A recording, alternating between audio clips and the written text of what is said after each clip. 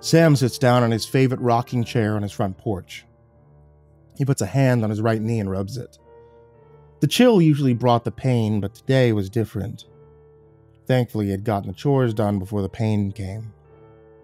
Sam's mind drifts as he remembers the day he first hunted. He was a boy, not yet a man. He and his brother were in the wilderness hunting deer. His brother Jeb always had a bit of a problem with the killing and cleaning of animals. Don't seem right, Samuel. Killing a piece of creation that God made seems wrong. Again, Jeb, listen. Animals don't die and go to heaven. They ain't going to live forever. Best case scenario, there's deers who lose their teeth and die suffering from starvation. Most likely, they'll lose a fight to another buck and won't breed again. They'll just be cast out. They'll die of starvation alone. Should we die of starvation as these animals die in the woods? No, I guess not. See what you're saying, I'm not saying you're wrong, but it's a heavy thing. Taking a life for a good or bad reason. It's a big deal. No matter how justified you are. Yeah, Jed said. They found the deer, and as Sam raised the rifle to fire, a couple of men erupted from the bushes. One of them raised his gun and aimed it at them. Get the hell off those horses! Yes, sir, Jeb said. Sam stayed on his. The man pulled the hammer back. Get off, or I will make sure you get off. Don't do anything foolish, Sam, Jed said. Sam took a moment before dismounting. The man slowly put the hammer back and put it into his holster. That's good. We need some insurance just in case we cross paths with the sheriff. The man walked over and grabbed Jed. No! Sam screamed. Don't get smart, boy, the man said. No, he's no good for you. He cries out when we hunt. He'll cry the whole time that you have him. The second man put his hand on his gun. No, he won't. Jed ever so lightly started to tear up, but he knew what Sam was trying to do. Then how'll you deal with the sheriff? You'll be wanted for murder, Sam asked. The first man smiles. Smart boy. He's got that gumption in his belly. Sam thinks fast. That's right. Leave him here unharmed. I'll go. I'll lead you out of here, and I'll help here and there. The man laughed and let go of Jeb. How's that? Your little brother's more man than you. Jeb and Sam walked to each other. Don't do this, Samuel. These men are wicked. Samuel answered. Yeah, and they'll kill you most likely. Go home and tell Ma I'll be back as soon as I can. In the meantime, take this rifle. Feed Ma. Make sure she has enough. Don't listen to these motherless bastards. You are less of a man. Probably be a preacher when we grow up. As he says the last part, Sam slaps Jed on the arm. Sam joins the men as Jeb starts to walk home, and that's how Sam's criminal career started. He helped the men make their way through the woods and avoid the sheriff. He proved to be so useful that they kept him on board. Sam learned the ways of the outlaw. The first chance he got, he came home and gave money to his mother and Jeb. One of the last jobs they had was a train robbery out west. The local posse trying to uphold the law and stop him. Sam was on the roof fighting them off, shooting each one off of their horses. One of them fired and grazed Sam in the arm. He fell off the train, twisting his knee when he landed. Soon after that, Sam was injured and no longer part of the gang. It paid him no mind. He was a better outlaw than any of them. He was planning on going on his own soon anyway. Sam sits and rocks back and forth as he looks upon his land. Years of cultivation had surrounded his home with flowers. His mother loved them, and later Colleen did. Almost 20 years ago, they were wed. Less than 5 years ago, he lost her to sickness. They had no children, but they had happiness, and Noah, and that was enough. Sam had lost his mother 2 years after he came back from the mountains, bloody and half dead. That's how it started with him and Colleen. She had helped his mother nurse him back to health, and after his mother had died, she still took care of him. Sam was fine, dirty clothes and beans for dinner, but Colleen would have none of it. After a while, they fell in love. Sam smiled as he thought of Colleen. her hanging clothes, surrounded by flowers, strands of her long hair moving in the slight breeze. Moments like that, she was the vision of perfect beauty. She would smile, and her curious brown eyes, surrounded by yellow, would sparkle. She loved him. She never thought he was good enough for her, but she would have none of it. She built him back up. She saw the good in him, and made sure Sam knew there was good in him. Sam scratched his beard now, mostly gray. How he missed her. Sam sat and ruminated as a figure on a horse came over the top of the hill. Every day without fail, Noah would check in on him. Noah grew up to be a rambunctious man, but his heart was good. Noah dismounted and tied up his horse. "Thought you got lost." "Shut up, old man," Noah said as he walked up the steps, his hands over a small burlap bag. "Biscuits and ham?" "Thank you, boy. Call me old man again, I'll whip you like a government mule." "Okay, old man," Noah said as he sits down in the other rocking chair. Same one his mother sat in for years. "Where'd you get this food? No, you can't cook for nothing." "Whorehouse. Couple coins. I'll do anything." "Suppose you receive other services as well?" "From time to time." "Yeah, God bless the whores." Noah laughs. "God bless him indeed." They sat in silence as Sam eats a biscuit. Noah breaks the silence as usual. "Land looks good." "Yep." "Finish fixing the barn?" "Today, in fact." "Good. Mine'll be done here in a couple of days. Hell of a storm." "Need help?" "No, I can finish. I only have some small things to do." "You know what I just heard?" "I can only imagine," Sam answers before taking a bite out of his ham.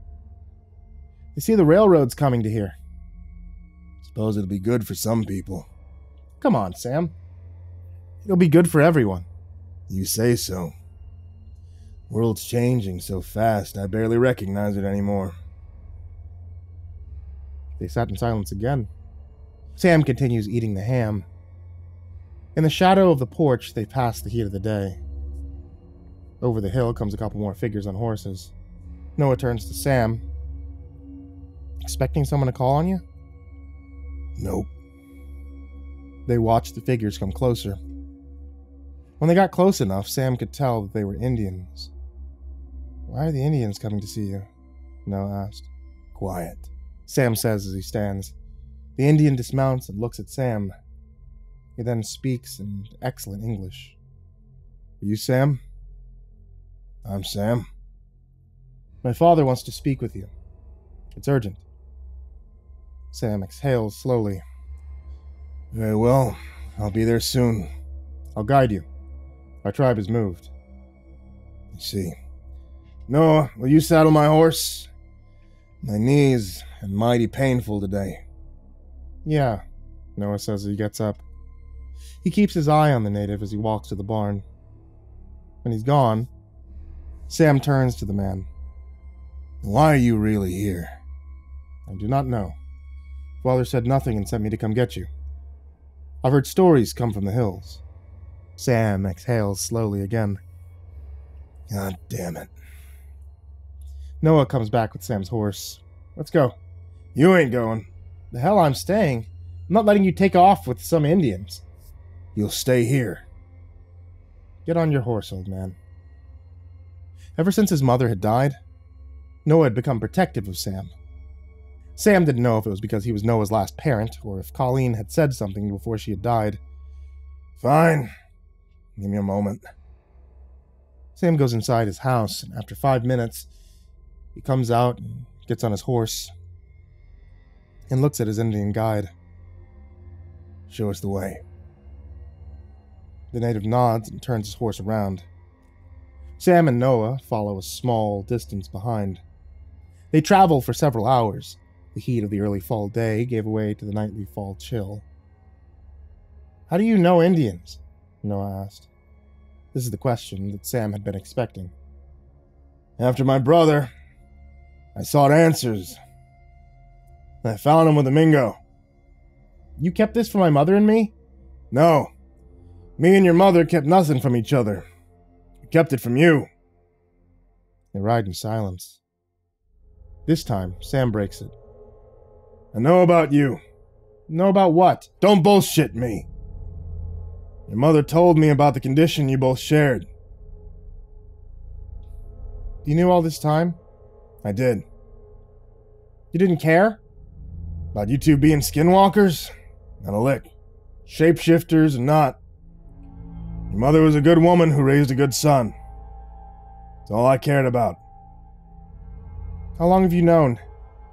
Not long after me and your mother started courting. Why didn't she tell me that she told you? I don't know. She had her reasons, I'm sure. I know she's also concerned you hadn't settled down yet. I'm sure it was one of the reasons she worried about me, Noah said in a deadpan voice. Whining about your lack of lady still? Sam asked, irritation in his voice. What do you know? Easy for you to say. Sam looked at Noah sternly. I know all about being with a skinwalker. We had challenges, sure. You whine about not finding someone to share your secret with? Your mother found 2 men to share that with. Both of us loved her unconditionally. Sam made a clicking sound with his mouth and rides ahead. An hour later, they made it to the tribe. At the entrance stood 2 guards. One of them scowled and said, I don't even know how to... One of them scowls and says a word in their native tongue. What was that? Noah asked. Slander for white, Sam said. A man Sam's age walks out of a tent. Sam dismounts and they hug. Psych. How are you, old friend? Good. We have much to discuss. Why'd you move the tribe? We're leaving. Heading west. Why? We no longer belong here. Come. Sam and Syke walk. They talk in Syke's language, the language of the Mingo. Noah can't tell what they're saying, but he could tell Syke asked a question after he looked back at him. The 3 of them entered the tent and sat down. Why am I here? Asked Sam. Syke sighs. It is returned. What's returned? You know, Sam. The curse. That can't be. Yes, it can. A man walks in and places 3 wooden bowls in front of each of them. Noah looks down. What's this? Beer, Sam answers. Sam then turns to Syke. Why is the curse returned? It never left, only gotten weaker. The spirits have told me that this will be the last time. It's taken years for the curse to produce the newest Wendigo. After this, the curse will be purged from the land. That's why I'm here. Yes, that's why you're here. We don't know the mind of the gods, but they have selected you to fight this evil. No, there are no gods. I was at the wrong place at the wrong time. Sam, when one of our own warriors kills one of these creatures, they are celebrated for years. None have killed 2. You have killed 3. I'm entering the winter of my life. What do you expect me to do? Fight. Purge the land once and for all before the curse gathers strength. Why can't you do it? The tribe has warriors. It's clear the gods have chosen you. Our braves will fall. Noah turns to Sam. We can do this. We've done it before. Noah takes a deep drink from his bowl. Sam looks back at Noah. Not us. Me. The world spins and Noah puts a hand on the ground to steady himself. I must go alone, Sam says. He then turns to Syke. We have a moment?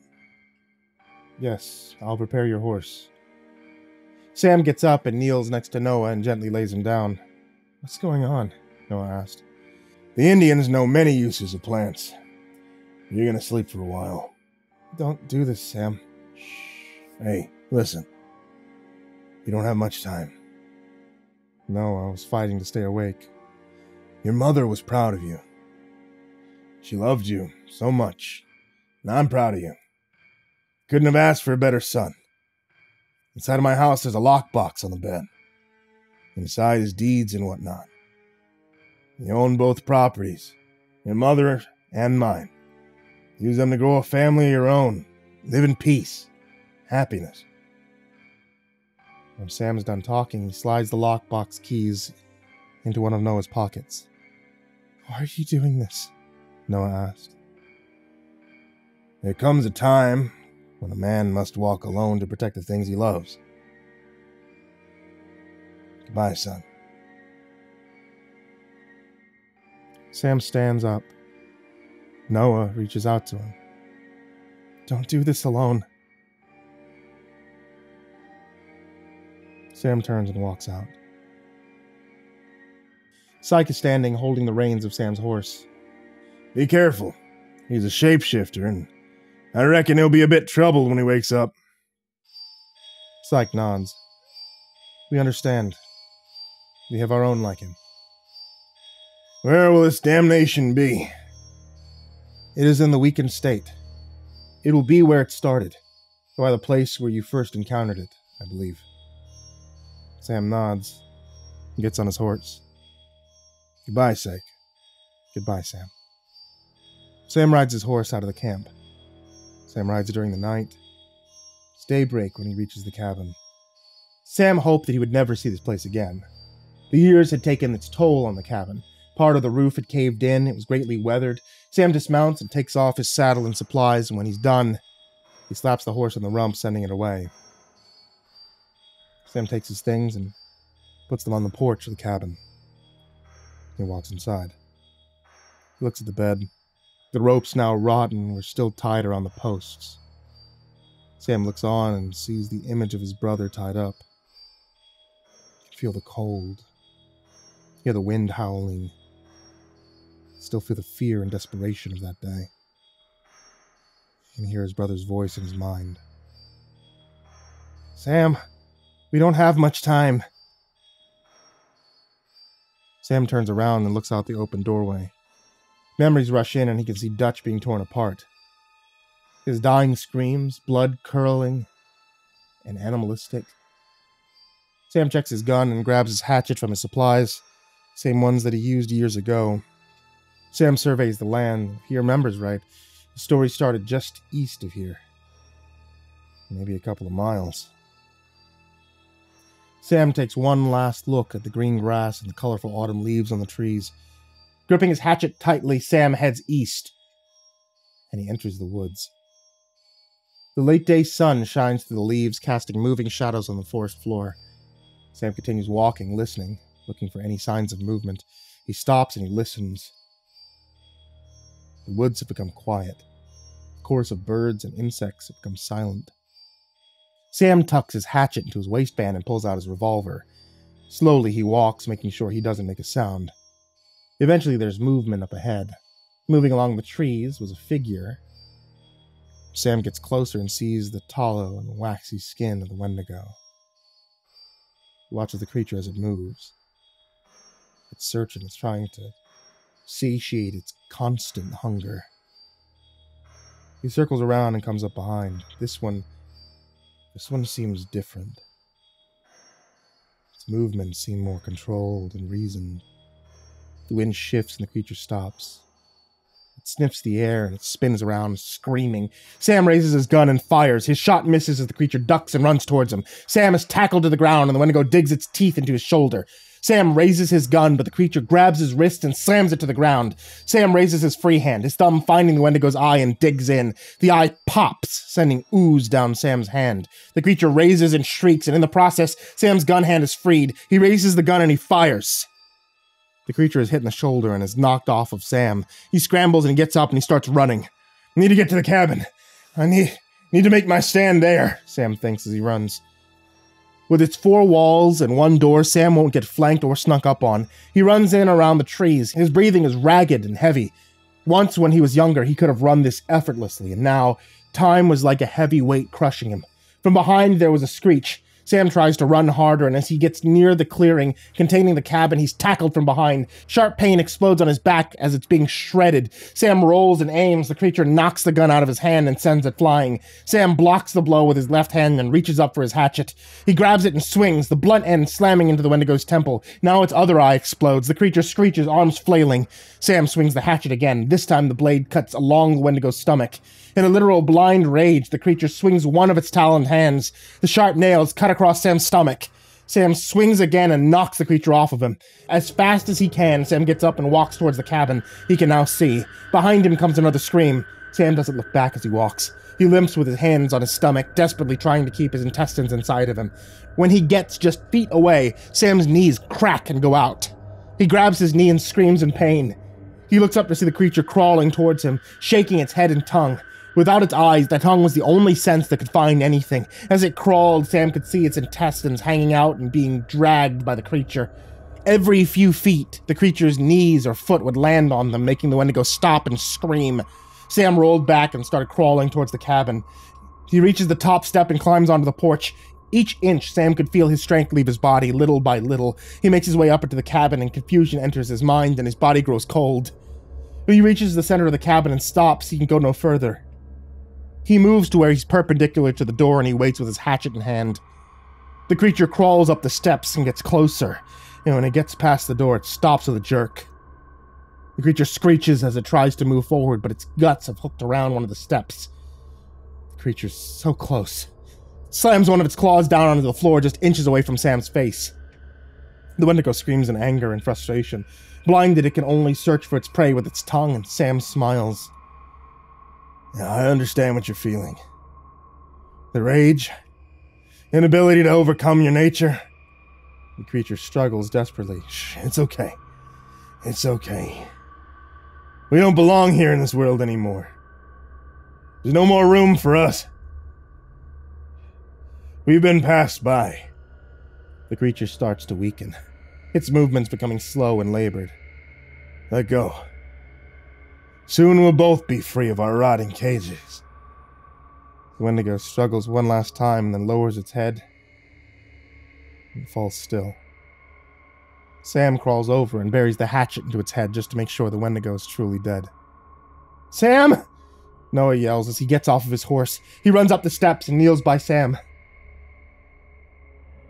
Sam weakly smiles. Indians are supposed to keep you for a couple of days. To hell with them. I got free. I started searching for you. Don't blame them. They only did what I asked. Sam coughed, blood spattering onto the ground. I was ready to die alone. I'm glad you're here. Sam, Noah said as a tear rolled down his face. Sam's last ragged breath escapes his body, and the light goes out of his open eyes. Noah cradled him for a few moments, then picked him up and carried him outside. Noah had found Sam's horse earlier and brought it along, and now he put Sam's body over the horseback. Noah then collected the supplies and set fire to the cabin. When it was a smoldering piece of rubble, he gets on his horse and leaves.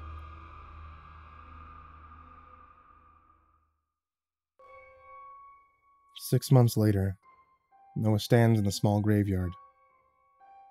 It's early spring and the sun feels warm. Noah looks at the tombstone. Sam and his mother are buried here. Noah takes a deep breath of the clean spring air. The land seemed free now. The curse is finally lifted.